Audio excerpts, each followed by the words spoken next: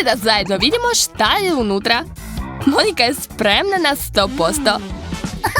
Ali prvo ćemo da rešimo ko šta radi u ovoj rundi.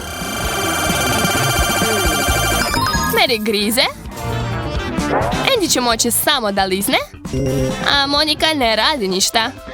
Mary, džabe si se radovala. Andy, zašto si tako tužan? Bio si tako srećan. Balon ima ukus gume. Ništa posebno. Nije gadno, ali sigurno smiješno.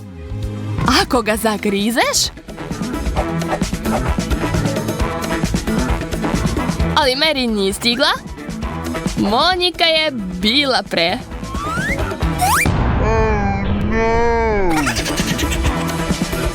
Izgleda ekstra, pogotovo ako je u balonu malo iznenađenje.